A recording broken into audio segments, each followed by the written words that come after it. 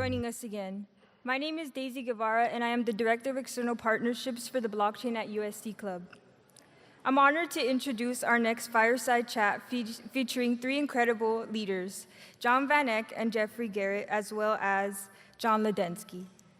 John Van Eck is a visionary leader in the financial industry. He is the CEO of Van Eck Associate Corporation, and under his leadership, Van Eck Associates has become a global ETF powerhouse. His experience spans from traditional finance to cutting-edge technology like blockchain and cryptocurrencies.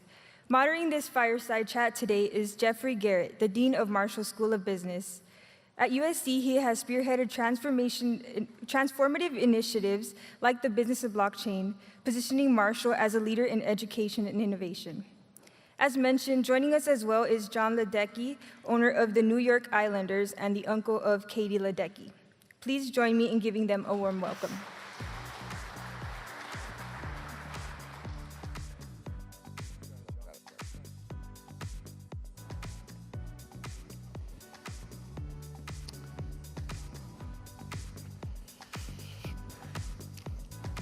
Okay. Good afternoon, everybody. Can you hear me okay? Perfect. We have a fantastic conversation ahead of us for the next 39 minutes and 50 seconds.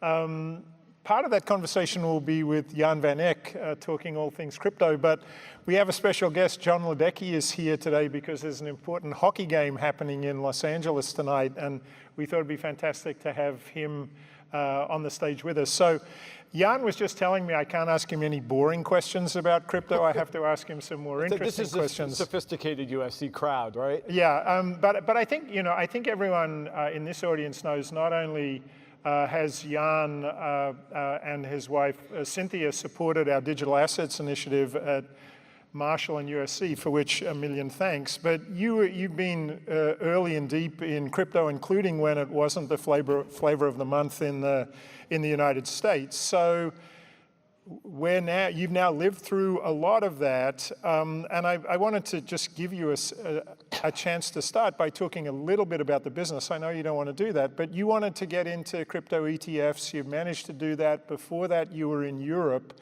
Tell me about how the sort of institutional investor environment is today where cryptocurrency is concerned. Sure. It's great to be here. I think where are we in March of 2025 with investor interest in Bitcoin and other digital assets? I think we're further along, but there's still a long ways to go. So last year, I like to say it's a little bit of a bittersweet year. Obviously, it was fantastic that ETFs got approved in the United States. We saw billions of dollars flow into those funds and access Bitcoin, but the investor base was very biased towards individual investors.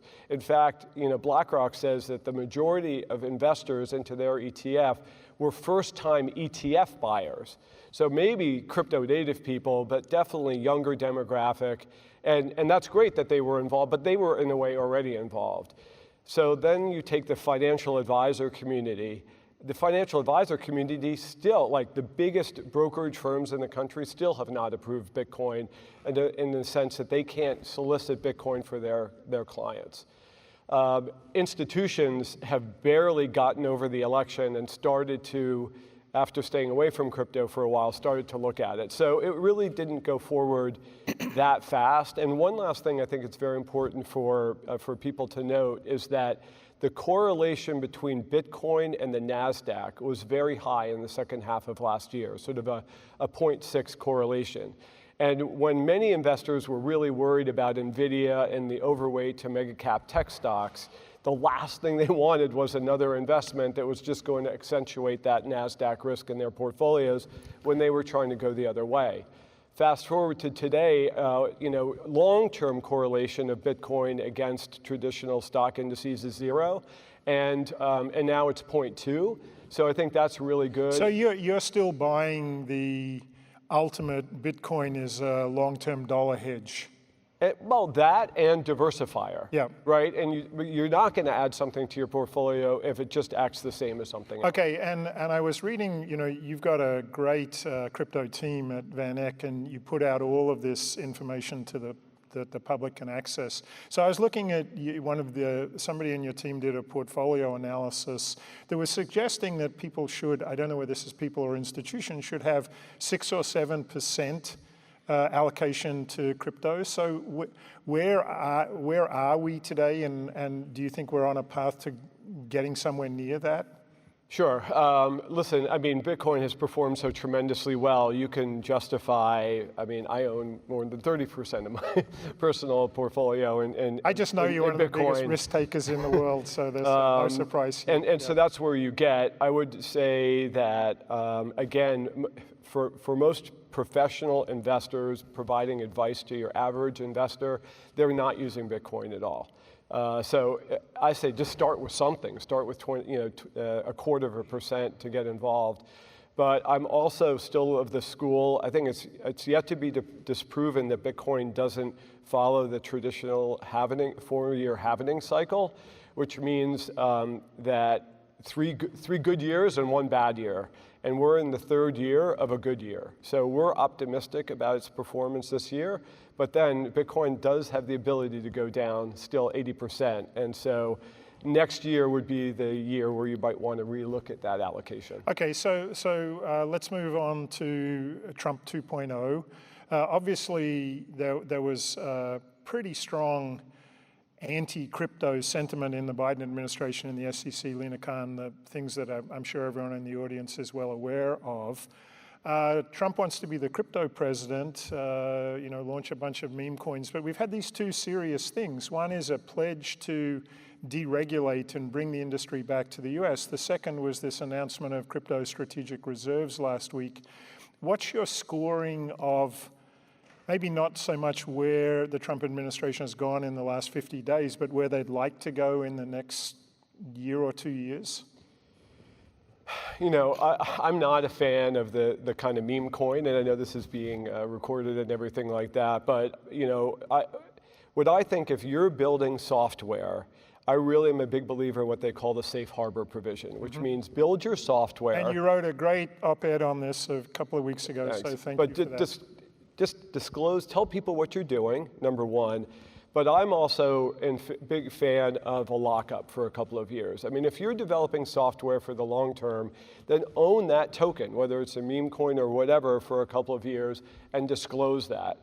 There's a lot of bad pump and dump behavior in crypto where, you know, you buy it, you're part of the promotional team, you get retail investors all hyped about it, and then you sell it out, and then you're profitable and you leave everyone else with the losses. So that's not. I don't think that's behavior that should be protected. Okay, so that's one element of a sort of an appropriate crypto regime. Anything else you'd recommend that we think about from the regulatory side? I mean, you know, should we regulate as a commodity, regulate as a security? How do you feel about that sort of macro question? Well, I think defining what a token is, when a token can be a nothing, like a meme coin or a collectible, or actually like a share of stock that gives you either revenue or profit rights, it's a very complicated thing, and they're trying to deal with that and kind of put something that's hard to put into categories. So I wish them well. I think one of the most important things that the Coinbase people talked about before lunch is stable coins this year. And I'm really crossing my fingers that they allow stablecoin to be basically digital dollars without a lot of strings attached, meaning make sure that there's securities standing behind that stablecoin, but don't make it so that you have to be a bank to issue one. And I'm a skeptical New Yorker. I'm very worried that the 2:34 a.m. legislation goes through and the bank regulators get their hands on it. So I'd be very happy if just that happened. So I'd love to talk a little more about stablecoins, particularly since you told me I couldn't ask you whether crypto was a store of value or a unit of exchange, but we're on the unit of exchange side here. Why are you so pro stablecoins? Is it because you want to take out all the commissions in financial transactions? 100%. Okay, We're so going to talk about the New York Islanders, but the New York Islanders sell a lot of tickets and they use credit cards, and the credit cards take 3%. So John would like that 3%. No, right? I understand. I mean, I understand that, and we've got SWIFT and ACH and all of these things.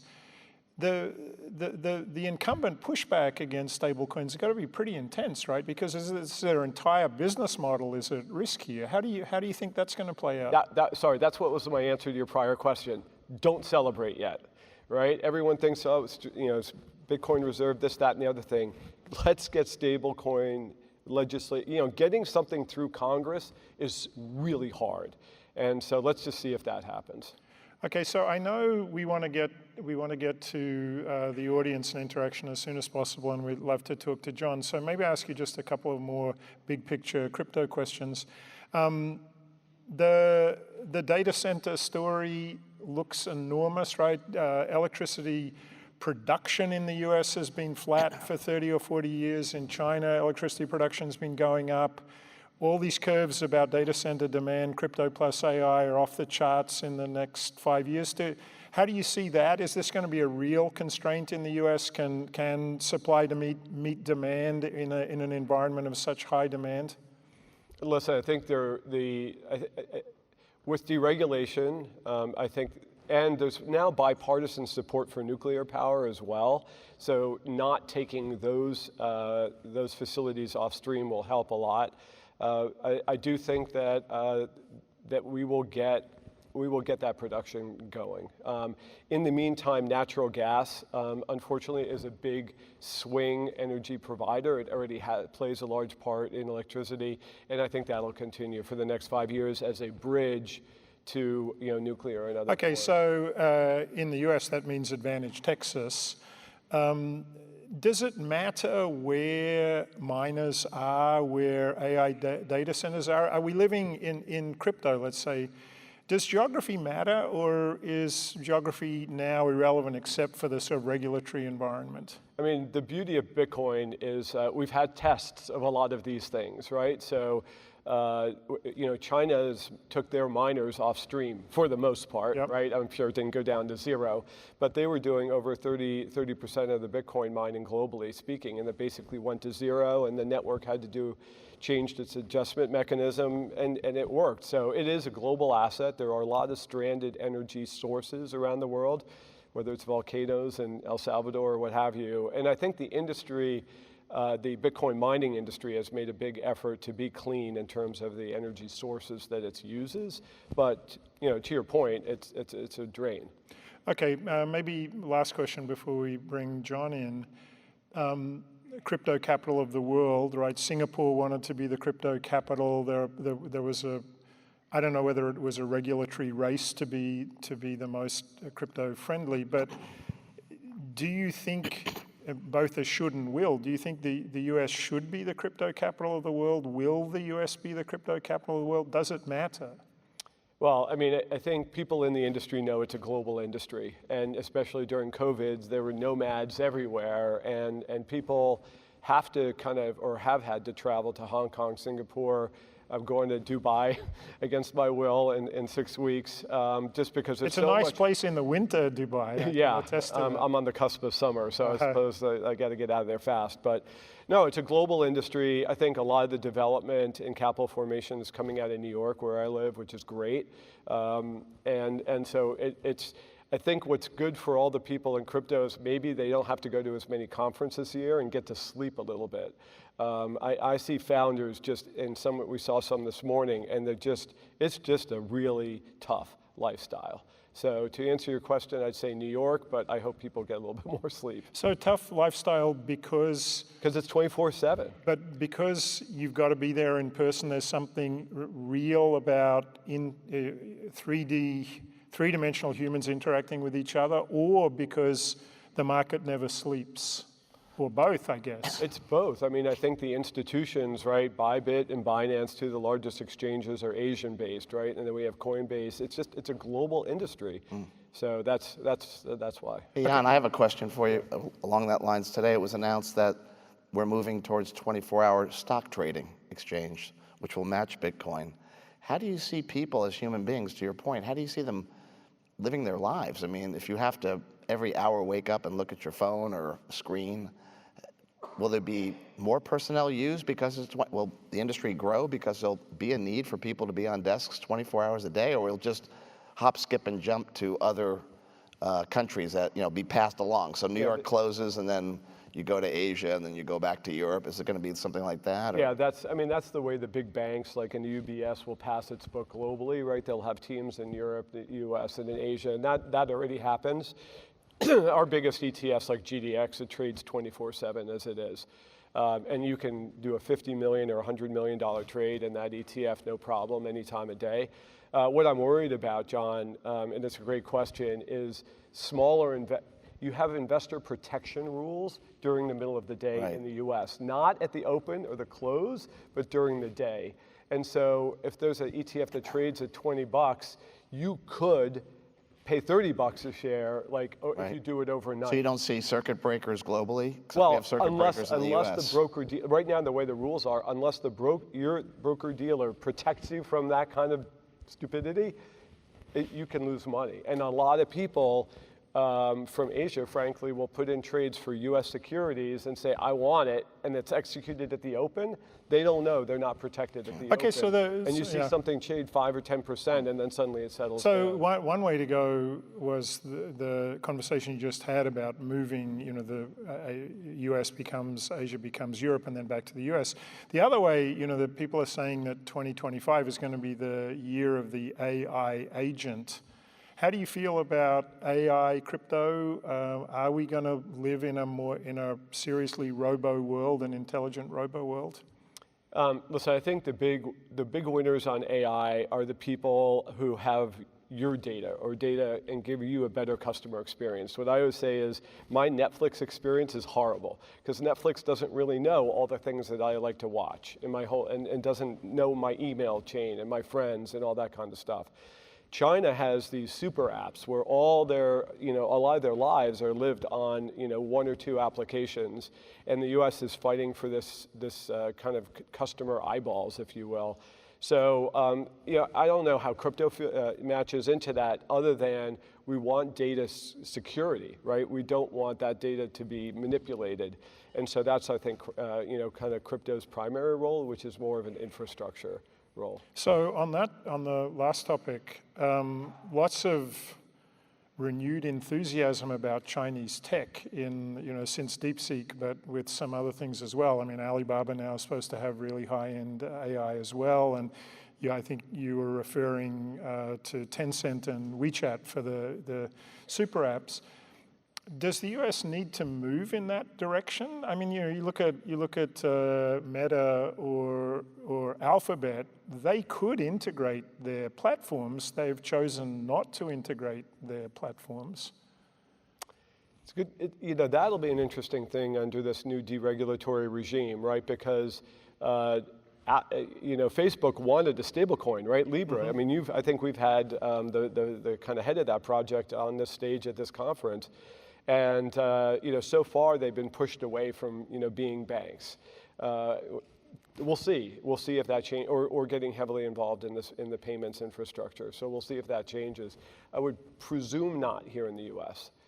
The regulators like to protect banking services. But it is. I mean, just press on that one for a second, right? I mean, that is a distinctive feature of Alibaba and Tencent, that people have got a lot of money sitting on the platform. So of course somebody's got to manage that and invest that. It seems a kind of natural path to go down, but we're unwilling to do it here. So far, it's been more regulation and business practice, I think. I mean, look, Facebook they were told directly by the government, do not do this, do not have a stable coin. Right, and it was a double whammy for them at the time. Facebook was, not the flavor of the month, and cryptocurrencies were not the flavor of the month. I wonder if that can come back. Right, that was sort of at the height of the Biden anti-sentiment, if I remember correctly. Yeah. Should we bring John Moore? He's asked a great question. So I'm so excited. Sorry, this was my stupid idea to invite John here. So John, again, to me, this was a natural fit at USC because John is first of all, a very successful business person, co-owner of the New York Islanders, but also has a connection to the sports world. So why don't you talk about that, I think my view of the world in 2028, you're going to have the election with Trump not being able to run, and you're going to have the Olympics right here on campus. Think about that. How exciting is that going to be to have part of the Olympics here? And I think, listening to your conversation, to me, that may be the catalyst for all the things you're talking about, because the world is going to come to Los Angeles. And Los Angeles has this positioning, I think, of being out there with innovation and enthusiasm for things like stablecoin and crypto. So you're right, Visa is a huge sponsor of the Olympic movement. But will the LA movement, 28, start to embrace the use of crypto and stablecoins for the tickets? The amount of heat around the tickets for the US Games will never be greater. And for the first time in history, the Olympics will not have swimming and gymnastics at the same time. They're going to have the opening ceremonies at SoFi Stadium, then they're going to create the world's largest swimming pool at SoFi Stadium. 50,000 people will be able to watch the Olympic swimming. The first week will be just gymnastics. And so that's because of the role that NBC plays in the games. But the heat that I see around the ticketing already, and the cross-border and international desire to be in Los Angeles for the games, and that world view is coming into focus. I was talking to Dean Garrett, who's from Australia. The Pelicans are going to play. The Pelicans basketball team are going to play in Australia next year. You have the NFL playing all these games in Europe. You're going to continue to see all the major leagues move into playing in different countries. And But of course, we've got to expand this conversation a little bit. I am Australian, so the fact that cricket in the Olympics cricket in the Olympics in 2028 is a very big deal. It has the possibility, and we can't see the audience, so I apologize if I get this wrong, but I suspect there are some people of South Asian heritage in the room today. And, the cricket's a religion in India, right? But Indians are also incredibly good at tech. And I think the reason cricket has become a global game actually is because the Indian diaspora is so powerful and they're so into tech that you can connect all of this stuff. But go back to the connection between crypto and sports. I don't know whether you've been to the Intuit Dome, Steve Ballmer. I have. I sat with Steve. Steve and I were classmates at Harvard, and I was the public address announcer for the basketball team, and he was the statistician. So I sat with him for 2 years. So what do you think of the stadium? He wants a fan experience, but he wants tech in everything. Yes, tech is in everything, and it's going to be a fabulous future in sports. Sports are the only thing that I think you need to watch live. Everything else will be on demand. You don't need to watch the Netflix drop live. You can store it and watch it at your leisure, but you can't sort of avoid going around trying to stay in a bubble because you didn't watch the Super Bowl live and you want to watch it on video replay. There's no way you're going to get to your home and not know who won. So the immediacy of sports, the live nature of sports, and then, of course, that leads to the question about gaming and gambling. And I think that's what's going to engage the generation of students who are here. The ability to do real-time buffering. Right now on television, most of the things you're seeing are 7-second delays. So they're working on a technology where it's real-time so that you can bet on the next pitch. You can bet on the next play in football. Will it be a throw? Will it be a pass? Who will catch it? All this sort of prop betting, small dollar amounts, will be integrated into the experience because my niece and nephew's generation can't sit still for 3 hours and watch a sporting event. They have to have that stimulus, whether they're there live or whether they're watching it on their phone or on television. Okay, back to the crypto conversation, Jan. Stable coins or other things are well suited to this, right? Yes. I mean, instantaneous, no transactions fees, etc. Do you see? Absolutely. I mean, we have two versions of sort of concern about use of crypto, or well, three concerns. One would be it's a place to launder money under a veil of anonymity. Second would be these crypto hacks, right? We had the 1.5 billion. But the third, I think, is that you could have things like the ability to regulate gambling, which in the US is on a state-by-state basis. It just gets blown out of the water if you're in a crypto environment. Does that matter to your thinking, or are you back at dollar hedge and all the other things that we started talking about? Demographic, and I think that part of what John was talking about It's so interesting to hear. You and I haven't talked about that Yeah. before, but it's so part of what the Well, we're gonna experience. lose our future fan base if we don't engage them on the platforms that they want to be engaged on. Yeah. And if a person has a Coinbase account or a crypto account and wants to bet that way, wants to talk about the team that way, then they're going to go do that. Listen, I think one of the important things for the financial markets is the evolution of this thing called prediction markets, right? Where people were betting on the outcome of the election, and frankly, they were better than most of the polling that came out. And so people on Wall Street are talking about upping the amounts of that and making that much more part of the investment. So this is process. Polymarket, you're thinking? Polymarket, yeah. Yeah, so Polymarket was Kalshi and- illegal in the US, right? But Yeah. offshore and incredibly Crypto. accurate prediction. Yeah, so, Yeah. but I don't understand how that worked. That's 100% crypto? It was, yeah. But I mean, again, the experience, people don't need to know that it's crypto inside. Yeah. Right? I think as people have talked about, people don't want to have the tech in their face. They just want a good experience. Do you mind John, if I asked you, I don't know if you're open to talking about, because you're one of the owners that had a part in building an arena, how you thought about that as a business owner, and did technology take what considerations? Right, so we have on our helmet, we have the first AI company that sponsored a professional sports team. The name of the company is VIAM, V-I-A-M. You'll see it on our helmet tonight.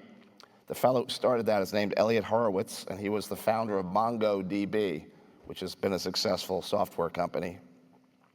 What he realized is that he could use AI and take every camera that we have inside and outside the arena and use predictive technology to tell the fans on their app where they should go to use the bathroom, where they should go where there's no wait for a hamburger or a beer or a hot dog.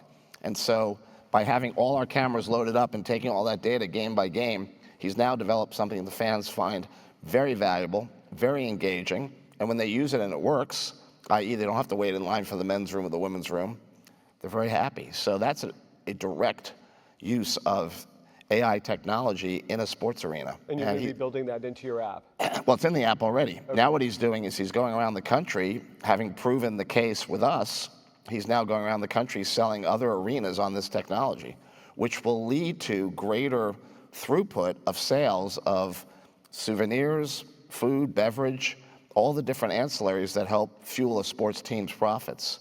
So I think you're going to read a lot about VM and a lot about Elliot. It's been written up in the Wall Street Journal. Brilliant guy, about 42 years old.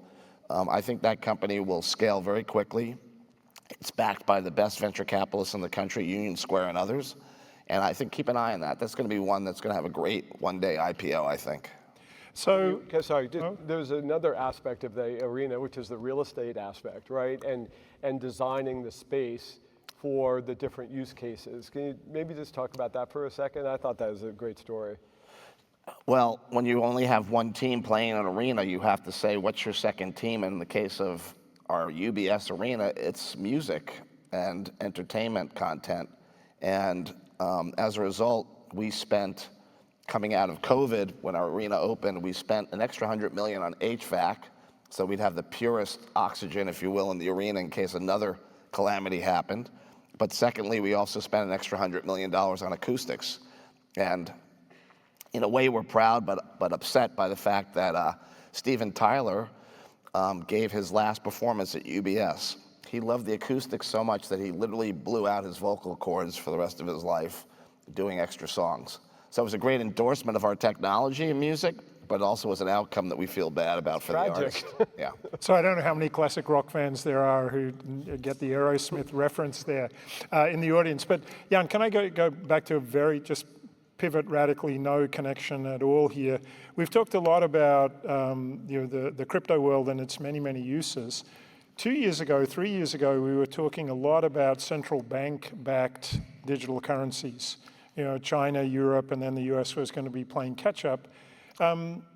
Do they matter? I mean, Trump hasn't been talking about digital dollar, I don't think. Well, they've ruled it out. Okay, so they're hostile to the concept. So what's happened there? What's the rest of the world doing? Why does the US not want to be in a central, terrible acronym, right? Central bank-backed digital currency. Yeah, I mean, I think the Trump administration's policies, the way I read them, are they want to make our debt manageable. They don't want to spend more on interest payments than defense.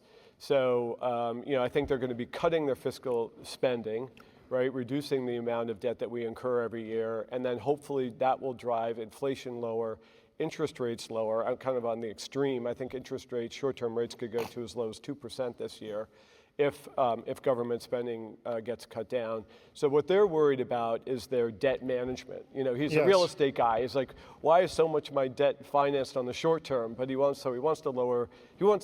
That's how he thinks. I think. And so a digital dollar you couldn't control digital as dollars, much? it just doesn't matter as much. And I think the crypto community is really pushing stable coins, private, digitized dollars. But there's a risk to stable coins, right? Are they really backed by equal amount of dollars? That's where there should be regulation. Right, that's what the government should be auditing. That's what New York State does. That's what Singapore does. It's just that because we have no regulation now, or hostile regulation, the federal government doesn't even know. Okay, so let's say that's the path the U.S. chooses, and the Chinese government doesn't want to make the regular RMB convertible. They need some capital controls, but they'd love to have a digital currency because it might give them more market share. Is that? If that, will that happen? Two, does that matter for the U.S. if there's a digital RMB I know, but it grows in size? I don't think there's a lot of private market demand for that currency. So it's being used. And I guess the most likely evolution, if such a thing is to survive, is for, just like the Fed provides line of credit to commercial banks, especially in times of crisis, that is kind of as an interbank kind of payment, bedrock, rather than something that we would use to pay for hockey tickets. Excellent segue. So we were going to try to engage the audience with 10 minutes to go. It's 9:30 to go in this session. Love to get some questions from the floor. It's hard for us to see you, and I don't know how we're doing mics. Is anyone, there's at least one, there's one mic over here. Yep. Look at that, we're going to raise the lights. Anyone like to engage the conversation? Question. Yep, we hear you. I have a question for Mr. Van Eck. What is your favorite crypto development that has come from the White House since President Trump took office? That's come from the White House? Yes. Since Trump took office is the question. That's come from the White House. Crypto project? None. Or policy? You didn't talk about strategic reserves. Yeah, so what I'm in favor of is what I talked about before, which is a safe harbor, which allows software developers, like a lot of people I've met at USC, to develop their software projects without knowing they're going to, as long as they tell people what they're doing, right, to disclose that, then let them do it, and there's no risk of any kind of securities prosecution in the first 2 years. That's it. Like, go, you guys, develop your stuff, try to see if there's product market fit. That's hard enough. As long as you're not hiding anything or stealing from people, then go for it, and so that's the most important thing. That is in what they call Fit 21. That was the bill that was promoted last year and sort of died in Congress, but we think that'll pass this year. So you're not biting on strategic reserves? No, I don't care about that. Okay. Hello. I have a question for you about your Bitcoin ETF HODL. Yeah. What is the advantage of it comparing to the BlackRock, for example? Listen, I think most of these ETFs are similar. I'll just compare the differences. So we've agreed to waive our fees, again, all the way until next January. So we have the cheapest. So if you want to own one, ours is the cheapest to own right now. It's enough. Like, this is the great advantage. Yeah, I mean, that's a good advantage. I think we were talking about this earlier today. The custody around crypto is a tough issue. So we use both Gemini, which is the Winklevi exchange, and Coinbase. But you have to really make sure that those custodians have very good proprietary safekeeping apparatus, because as Geoff mentioned, Bybit was hacked 2 weeks ago, right? And part of it is they were using third-party software, and they got tricked. Even with, there's a lot of buzzwords that people say, cold storage or multi-sig. Those, they were cold storage and multi-sig. That didn't save them. Can I ask you one more question? Sure. Do you believe that the person using the quantum algorithm can predict such a big thing as the Bybit hack weeks and days before it happened. For example, I can predict when the price of the hodl will turn around and go up by using the algorithm, which I'm from Ukraine, we develop, and using like publicly, we're showing it to the people on social media. So we're doing this publicly for 1 year, and we predict all huge movements like 5th of August, 24th of February, even the crash of the 2nd of February, like telling people weeks and months before it happened. And I'm not telling like in February we're going down or up, I'm telling exactly the date. So do you believe in the forecast or prediction? I mean, if you have competitive data and can show a track record, that's usually the recipe to success in our industry. So, you know, link out to me. I want to know the dates for the whole. link to me on Twitter so everyone can see, on X, and that would be great. I'll definitely look at it. Thank you very much. Yeah. Hello. So great listening to you guys speak. Thank you for coming. I really appreciate and I'm inspired by all this blockchain technology, but I'm more curious as to what was the #1 mindset that got you guys into the position that you're in, where you've built such impressive brands and are up here on stage speaking to us? Well, I mean, I don't, let me see, answer my own words and you tell me if I'm being responsive. Look, business people have a simple job, which is listen to the customer. And then you also have to be imaginative, like Steve Jobs was. Really the great businessmen, people think, oh, the customer isn't telling me this, but I know what the customer wants, right? So like John is out there talking to customers all the time. What's the experience? Not what I think they should experience a hockey game, but how do they experience a hockey game, right? And so I think that's the most important thing in business. It's pretty simple. I tell you what's the only thing that's hard about it is, you know, because you hear about it in a classroom, and I heard about it, I was like, boy, this is really simple. I don't need to go to USC or Stanford to learn this ingenious concept. The hard thing is just to apply it consistently when you get out into the real world, because organizations have a lot of nonsense, people have a lot of nonsense. So that's, I think, the #1 thing is you want the senior leadership of an organization, of a business organization. It's probably true for a university to be directly plugged into what, you know, the consumers want. I can press a little bit on your crypto, falling in love with crypto. Yeah. Right, you must have been, you're kind of trying to lead the market and your investors a bit there. So do you remember back to, you know, your thought process? Were you hearing it from customers, trying to sell your idea to customers? How did it work in the early stages? Yeah, I mean, listen, I guess the other thing is, as a business person, don't be disrupted. So look at how things can compete with your what product or servicing you're offering. So we had a gold fund, and I was like, boy, if Bitcoin's digital gold, the last thing I want to do is not be involved in the new thing, right? And so. And did you use that metaphor for people to sell them on it? I mean, how did that work? You know, it's funny because someone asked me this the other day. You know, I failed. I did the deep dive. I became very convinced, and my senior investment colleagues, they thought I was nuts. Yeah. Like they really did. So I didn't go to them and say, okay, you have to put 1% of your gold fund into Bitcoin. I mean, I wish I had, but so I would say the other thing that I think is interesting to think about when you think about investing, which is conviction. You know, we can have we don't know what's going to happen. Let me give you two perspectives. #1, we don't know what's going to happen tomorrow in the market, this month, this year. People are always focusing on the short term. I like to look at some macro trends that are longer term. Like, you know, many economists will say the Indian economy is going to be about as big as continental Europe in 10 years.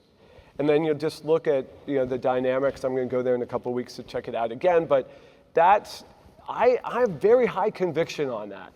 Does that mean that Indian stocks are going up next month? I have no idea. But I do know that I want to be invested in those companies that stand between the Indian consumer and the internet. And there's 2 phone companies that do that now. And in 10 years, I'm high conviction they're going to make money. So I think this concept of, you know, there's things you can have an opinion on and then things that you really are convinced of is usually the further, it's sort of odd, but the further out you go, sometimes your conviction is higher. It's almost like John knows exactly what's happening in 2028, right? How the world and entertainment is going to be altered by those Olympics, you know? Yeah. I think what Jan said is absolutely right for your careers, which is, again, a lot of virtual business now, a lot of virtual careers, but get out behind the desk and see the consumer. So we spoke to 500 fans a night for a year and a half about what they wanted in an arena, and we gave it to them. We gave exactly what they wanted.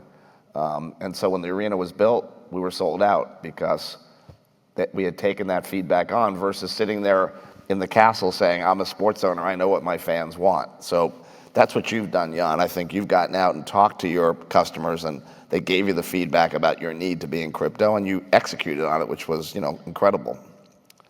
And I think you're taking market share by not charging is a brilliant strategy too. We can afford it. Well, if somebody's got a really quick question, we get a really quick answer because we're getting to the red end of the spectrum here on our countdown clock. My name is Edison from Dornside College Econ Departments. So during this conference, I can see you have a huge faith on the Bitcoin's future, right?